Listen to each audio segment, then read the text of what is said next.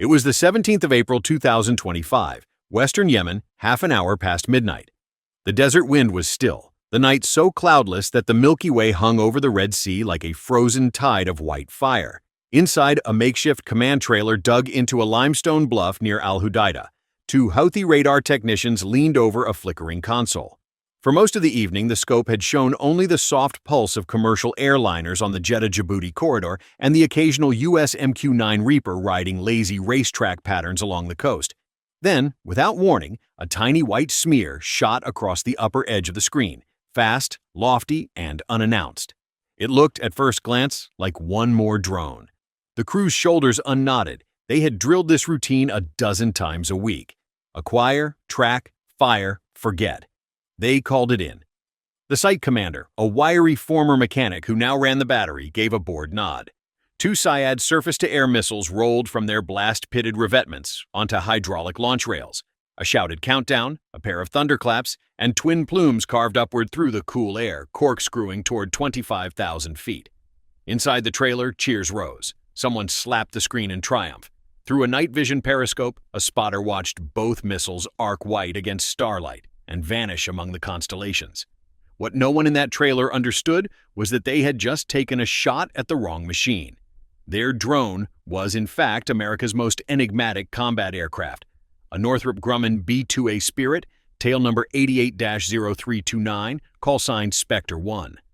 The bomber had launched from Whiteman Air Force Base 30 hours earlier, refueled over the Mediterranean, ghosted past Suez at stratospheric altitude, and was now in the last phase of a classified surveillance loop over Yemen's western corridor. The profile was part mapping run, part deterrent patrol. Spectre 1 carried 16 precision weapons, but her primary purpose that night was to inhale electronic signatures. Every radar ping, every encrypted burst, every rise in heat where a launcher could hide. A B-2 in cruise is almost trance-quiet.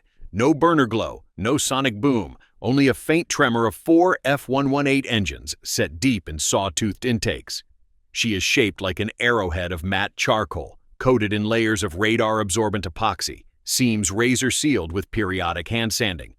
Against early warning radar, her cross-section is smaller than a gull's. Infrared search systems see little more than tepid blur because the exhaust is cooled inside S-shaped ducts before it meets the night air.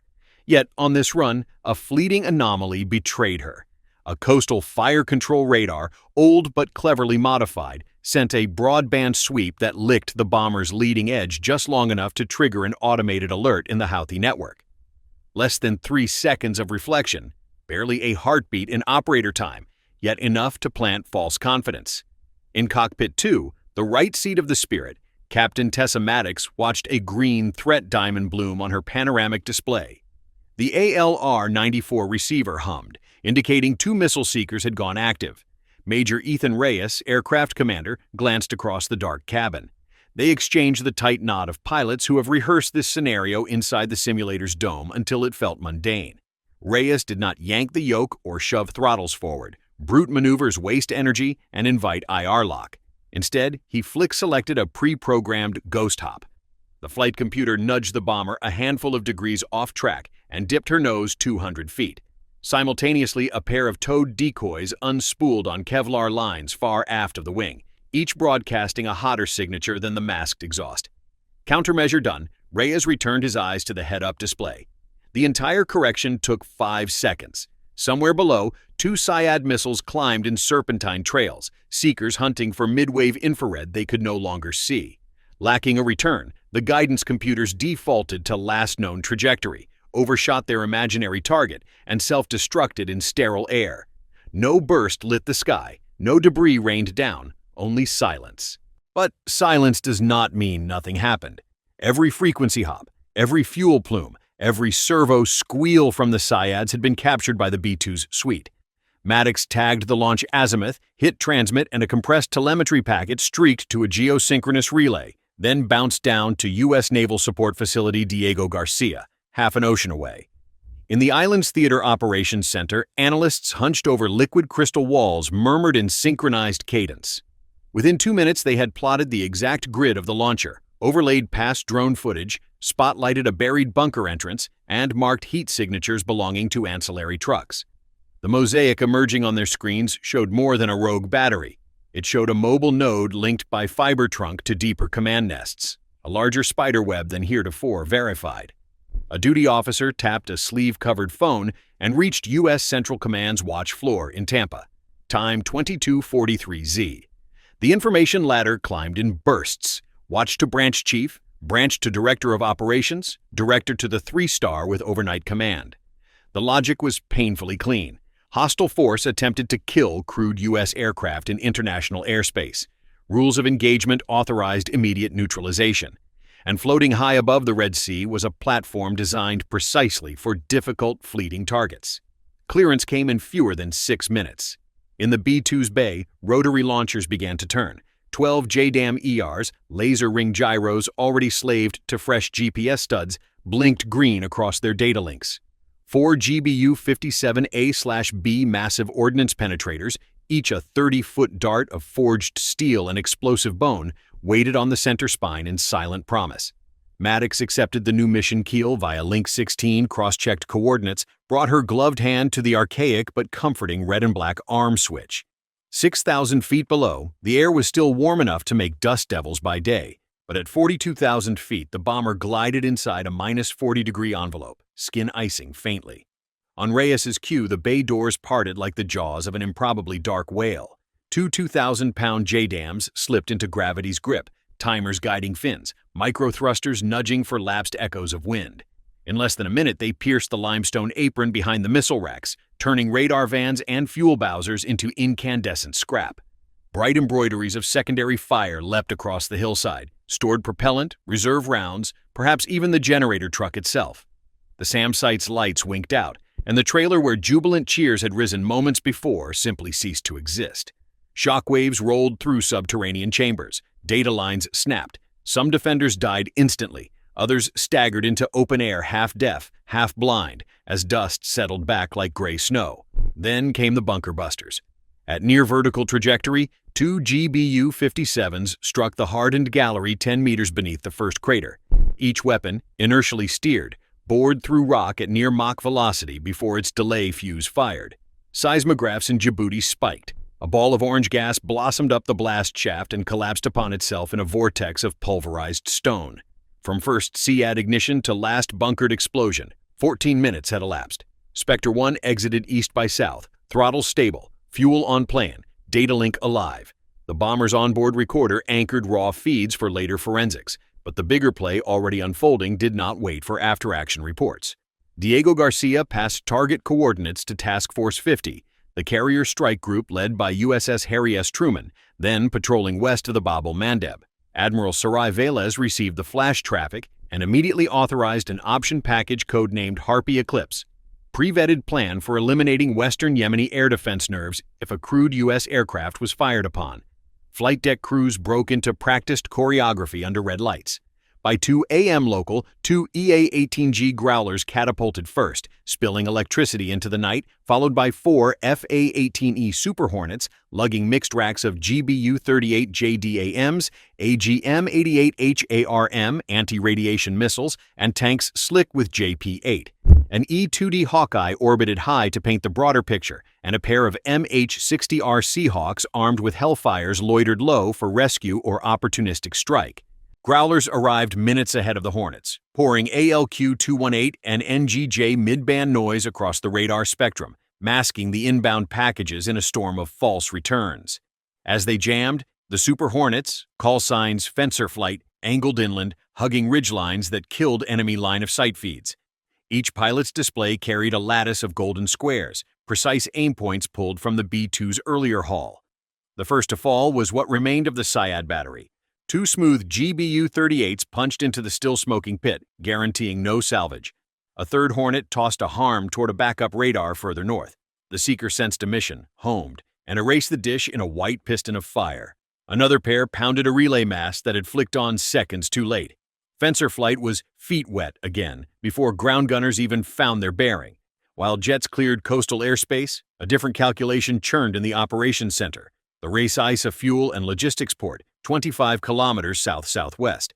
U.S. intelligence, for months, had watched the Houthis convert cavernous oil storage caverns into drone workshop bays and commandeer the refinery's pier cranes for lifting missile canisters.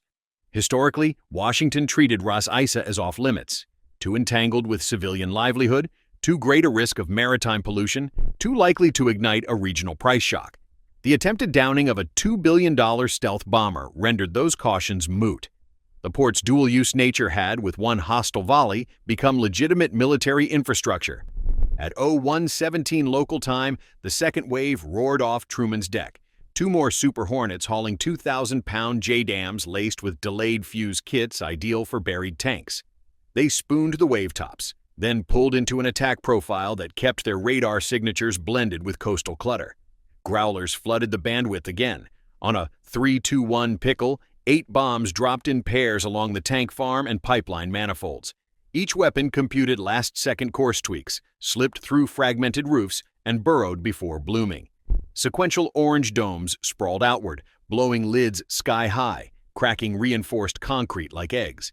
Set off in chain fashion, the explosions stitched fire across the terminal. A river of fuel gushed, ignited, and raced seawards in a spectral blue tongue. Storage depots, pump houses, and loading arms fell in upon themselves, molten steel raining sparks on gantry rails. Farther offshore, USS Mason, an Arleigh Burke-class destroyer, received a narrowcast coordinate set. Officers shoved aside missile defense drills and pivoted the vertical launch system to surface attack mode. 2 TLAM Block V Tomahawks erupted, tailing bright blankets of flame before leveling mere dozens of feet over the waves. Radar altimeters and Tercom maps kept them skimming under coastal search nets. 90 seconds later, the first missile caved in a warehouse masquerading as an oil filter station. Satellite photos had shown trucks rolling crates shaped suspiciously like guidance wings. The second Tomahawk sought a ventilation shaft carved into limestone bluff, a disguised munitions tunnel.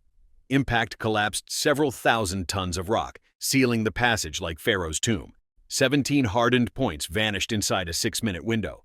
Follow-up Global Hawk passes taken at dawn would confirm zero spillage into the sea, a detail that later surprised maritime insurers as much as it spooked militia accountants. Back on the ground, Houthis scrambled in chaos. Radio nets that once sang with confident chatter turned to overlapping shouts, then to panicked queries, then static. Some pickups fled inland without headlights, riders gripping doorframes. Others stayed immobile, frightened of drones. Thermal sensors aboard the B-2 logged tiny scatterings of bodies abandoning the primary battery area, but no counter-strike attempt materialized. Not a single shoulder-fired SAM plume rose. Not a mortar round fell near coalition warships. The network had suffered not a flesh wound, but a spinal break. As the eastern horizon paled, defense satellite program birds captured Ras Isa's tank field glowing like a forge. Commercial imaging firms raced to license the before and after shots. Newsrooms from New York to Doha plastered them across morning broadcasts. Oil futures spiked $2, then settled once traders grasped that the Red Sea shipping lane itself remained open. In Washington, the Pentagon held no dramatic press conference, just a tight written statement noting that U.S. forces had taken necessary defensive action. The brevity was itself a message. The facts spoke loud enough. Inside Iran's Islamic Revolutionary Guard Corps headquarters, analysts pieced together telemetry from Allied receivers along the Gulf of Aden. After mapping the shot clock, B-2 ping to SAM launch to retaliatory strike, they arrived at a single cold truth. American stealth assets could sense, decide, and kill inside a quarter-hour cycle and would do so without entering national airspace or jeopardizing carriers. The precedent rippled quickly through proxy playbooks. Hide behind refineries? Not safer. Shield launchers in schools? Now a liability. The chessboard had lost its gray squares. Western think tanks seized on the notion that April 17th marked a pivot from reactive containment to preemptive interruption.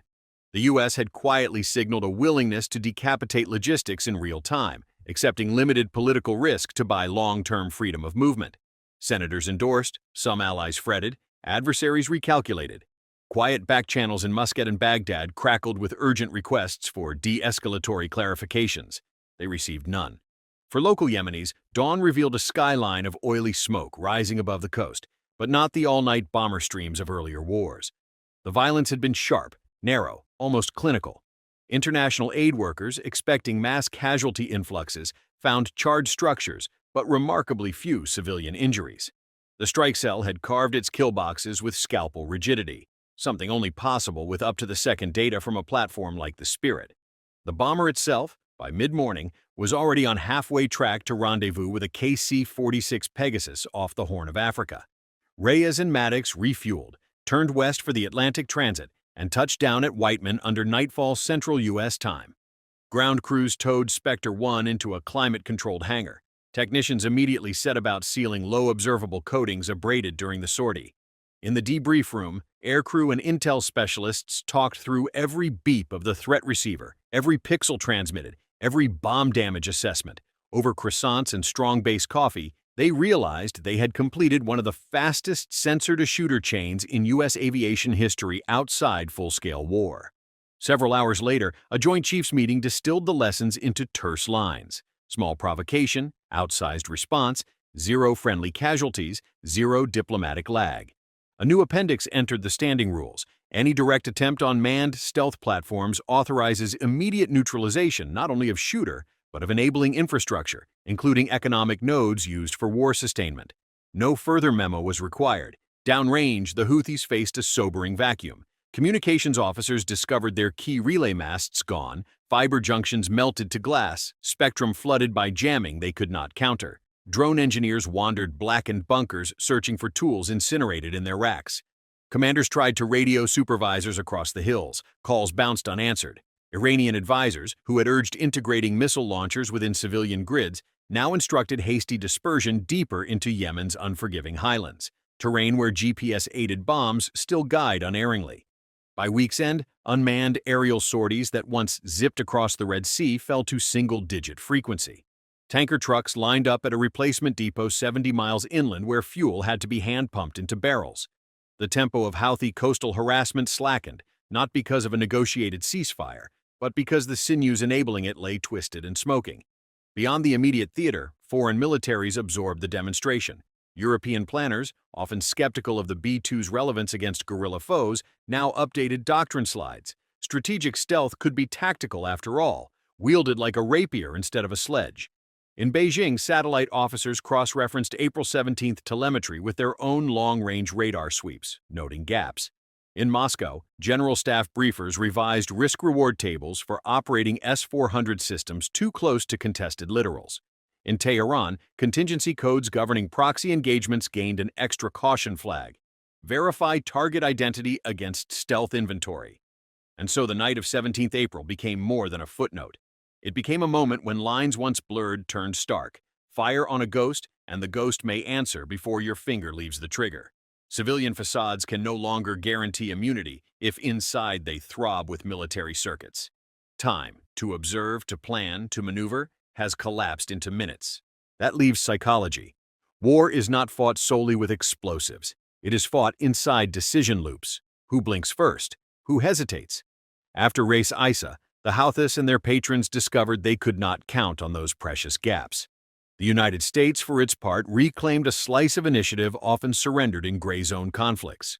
Neither side declared a new war, yet both understood that something fundamental had realigned, like tectonic plates slipping one notch. Yemen's shoreline is quiet again. Fishing dhows venture out, Red Sea commerce slides past per normal, and satellites show only faint embers where the fuel depot once towered. But quiet is not peace. It is intermission. Somewhere over another horizon, a triangular shadow may be gliding, data link open, listening for the next radar petal that dares to bloom too long. And if that bloom belongs to a launcher itching for prestige, the response will not wait for press releases or diplomatic cables. It will arrive amid the soft rustle of bomb bay doors and the hard physics of steel-piercing rock. So, we put the question to you. What thread truly snapped the camel's back? Was it the operators who mistook a $2 billion stealth bomber for a cheap drone? The policymakers who greenlit a strike on a port once deemed untouchable? Or the mere fact that Spectre 1 appeared at all? A reminder that the most lethal weapons are those you never see until the world changes around you. Share your thoughts below. We read every single note. And if you want to help us keep unmasking the silent showdowns shaping tomorrow's headlines, consider joining our channel's fleet. Membership grants loyalty badges, priority replies, and direct input on future deep dive missions. Click Join, step aboard, and stay vigilant. Because sometimes the war that rewrites the rules isn't the one exploding on every screen. It's the one that ends in 14 minutes of perfect, unnerving quiet.